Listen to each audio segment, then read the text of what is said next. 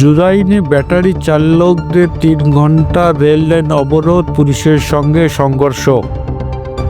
ঢাকার জুরাইনে রেললাইন অবরোধ করে আজ বুধবার বেলা ১১টা থেকে ১:৩০ পর্যন্ত প্রায় ৩ ঘণ্টা বিক্ষোভ করেছে চালকেরা।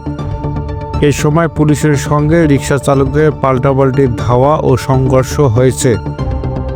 ব্যাটারি রিকশা বন্ধের প্রতিবাদ ও সড়কে চলতে দেওয়ার দাবিতে তারা এই অবরোধ করেন। রেললাইন অবরোধের কারণে বেলা ১১টা থেকে ৩:৩০ ধরে ঢাকা, নারায়ণগঞ্জ এবং ঢাকা থেকে খুলনা ও রাজশাহীগামী ট্রেন চলাচল বন্ধ হয়েছে। এই প্রতিবেদন লেখা পর্যন্ত ট্রেন চলাচল শুরু হয়নি। প্রত্যক্ষদর্শী ও পুলিশ বলছে, বেলা ১:৪১টার দিকে ২ শতাধিক ব্যাটারি রিকশা চালক জুরাইন রেল ক্রসিং অবরোধ করে বিক্ষোভ করে। এই সময় তারা রেললাইনে প্রতিবন্ধক নামিয়ে দেয়। এতে আশেপাশের সড়কগুলো যানজটের সৃষ্টি হয়।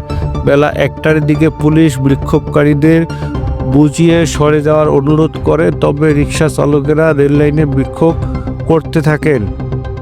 এই সময় রিকশা চালক ও পুলিশের মধ্যে পাল্টাপাল্টি ধাওয়া হয়। পুলিশকে লক্ষ্য করে ইটপাটকেল ছেঁড়া হয়। এক পর্যায়ে পুলিশের সঙ্গে চালকদের সংঘর্ষ শুরু হয়।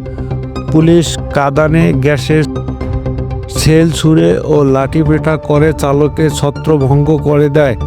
শ্যামপুর থানার ভারপ্রাপ্ত কর্মকর্তা ওসি মোহাম্মদ শফিকুল ইসলাম প্রথম আলোকে বলেন, পরিস্থিতি নিয়ন্ত্রণ আনতে পুলিশ কাঁদানে গ্যাসে শেল ছুড়েছে এবং লাঠিপেটা করতে বাধ্য হয়েছে।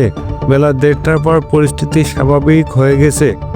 ঢাকার কমলাপুর রেলওয়ে স্টেশনে মাস্টার মোহাম্মদ আনোয়ার হোসেন প্রথম আলোকে বলেন, বেলা ১১টা থেকে ঢাকার নারায়ণগঞ্জ এবং পদ্মা সেতু হয়ে রাজশাহী ও খুলনাগামী ট্রেন চলাচল বন্ধ হয়েছে। ট্রেন নারায়ণগঞ্জ, রাজশাহী ও খুলনা থেকে ঢাকায় আসার পথে আটকে আছে। পুলিশের পরামর্শ হওয়ার পর আবার ট্রেন চলাচল শুরু হবে। গতকাল বৃহস্পতিবারও রাজধানীর ৪টি জায়গায় ৬-৭ ঘণ্টা সড়ক অবরোধ করে বিক্ষোভ করে চালকেরা। দুপুরে মহাখালীতে রিকশা চালকদের সঙ্গে আইনশৃঙ্খলা রক্ষাকারী বাহিনীর সংঘর্ষ হয়। এই সময় বিক্ষোভকারীরা ওই এলাকায় একাধিক ভবন ও আইনশৃঙ্খলা রক্ষাকারী বাহিনী গাড়ি ভাঙচুর করেন। গতকাল সকাল ৯টা ৬ ঘণ্টা ঢাকার সঙ্গে সারা দেশের ট্রেন চলাচল বন্ধ ছিল। গত মঙ্গলবার হাইকোর্ট ঢাকা মহানগর এলাকায় সড়কে ব্যাটারি চালিত চলাচল ৩ দিনের মধ্যে বন্ধ বা বিধিনিষেধ আরোপ করতে নির্দেশ দেন। ওই দিন রাতে জাহাঙ্গীরনগর বিশ্ববিদ্যালয়ের ব্যাটারি রিকশায় ধাক্কায় আফসানা করিম নামে এক ছাত্রী নিহত হন। এই ঘটনায় ক্ষুব্ধ শিক্ষার্থীরা বিক্ষোভ করেন। এর আগে পুলিশ রাজধানীর বিভিন্ন এলাকায় অভিযান চালাতেও ব্যাটারি চালিত রিকশা বন্ধ করতে পারেননি।